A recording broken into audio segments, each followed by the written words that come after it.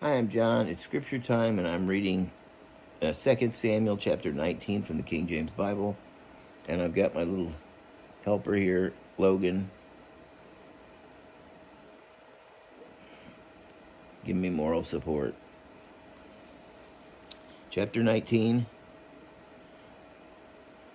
And it was told Joab, Behold, the king weepeth and mourneth for Absalom. And the victory that day was turned into a mourning until all the people, for the people heard say that day how the king was grieved for his son. And the people got them by stealth, and that day into the city, as people being ashamed steal away when they flee in battle. But the king covered his face, and the king cried with a loud voice, O my son Absalom, O Absalom, my son, my son. And Joab came into the house of the king and said, Thou hast shamed this day the faces of all thy servants, which this day hath saved thy life, and the lives of thy sons and of thy daughters, and the lives of thy wives, and the lives of thy concubines, in that thou lovest thine enemies, and hatest thy friends. For thou hast declared this day that thou regardest neither princes nor servants. For this day I perceive that if Absalom had lived, and we all had died this day, then it had pleased thee well. Now therefore arise and go forth and speak comfortably unto thy servants. For I swear by the Lord, if thou go not forth, there will not tarry one of these this night that will be worse unto thee than all of the evil that befell thee from thy youth until now. Then King David arose and sat in the gate, and they told unto all the people, saying, Behold, the king doth sit in the gate. And all the people came before the king, for Israel had fled every man to his tent.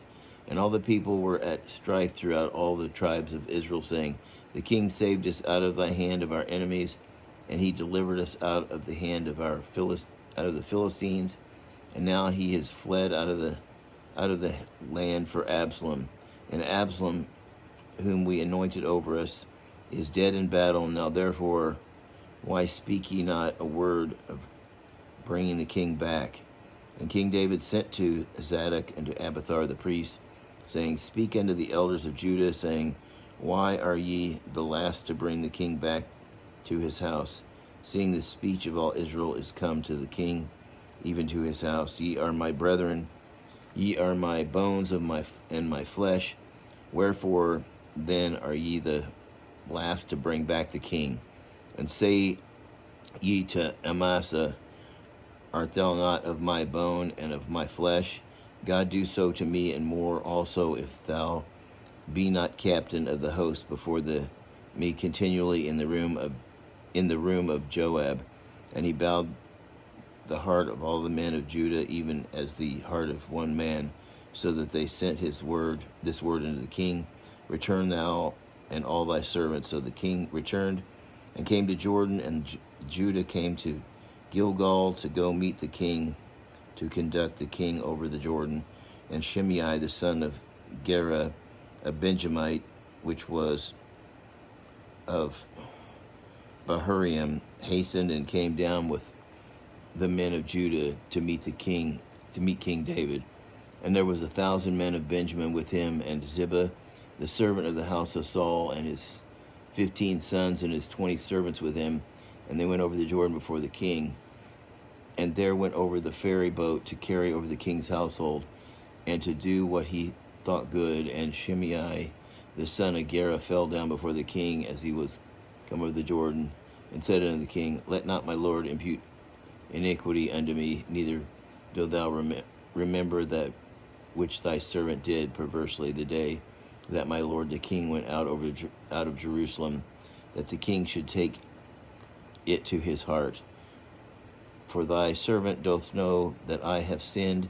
Therefore, behold, I am come to the first this day of all the houses of Judah to go down to meet my lord the king. But Abishai the son of Zeruiah answered and said, Shall not Shimei be put to death for this, because he cursed the Lord's anointed? And David said, What have I to do with you, ye sons of Zeruiah, that ye should this day be adversaries unto me? Shall there be any man be put to death this day in Israel, for do not I know that I am this day king over Israel? Therefore the king said unto Shimei, Thou shalt not die. And the king sware unto him. And Mephibosheth, the son of Saul, came down to meet the king, and had neither dressed his feet, nor trimmed his beard, nor washed his clothes from the day the king departed until the day he came again in peace. And it came to pass, when he was come to Jerusalem to meet the king, that the king said unto him, Wherefore wentest not thou with me, Mephibosheth? And he answered, My lord, O king, my servant deceived me.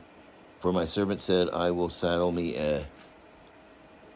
an ass, that I may ride thereon and go to the king, because thy servant is lame, and he hath slandered thy servant unto my lord the king. But my lord the king is as an angel of God. Do therefore what is good in thine eyes. For all of thy father's house were but dead men before my lord the king. Yet didst thou set thy servant among them that did eat at thine own table. That what right therefore have I to cry any more unto the king? And the king said unto him, Why speakest thou any more of thy matters? I have said, Thou and Ziba divide the land. And Mephibosheth said unto the king, Yea, let him take all, for as much as my lord the king is come again in peace unto his own house. And Barzillai the Gileadite came down from Rogelium, and went over the Jordan with the king to conduct him over the Jordan. But Barzillai was a very aged man, even 80 years old, and he provided the king of sustenance while he lay at Mahanaim, for he was a very great man. And the king said unto Barzillai, Come thou over with me, and I will feed thee with me in Jerusalem. And Barzillai said unto the king, How long have I to live, that I should go up with the king unto the Jerusalem? I am this day 80 years old, and I can discern between good and evil. And can I discern between good and evil? Can thy servant taste what I eat or what I drink? Can I hear any more the voice of singing men and singing women? Wherefore then should thy servant be yet a burden unto the Lord my king? So he's basically saying he can't taste very well, and he can't hardly hear anything, and so it'd just be a waste of food. Thy servant will go a little way over the Jordan with the king, and why should the king recompense it with me with such a reward?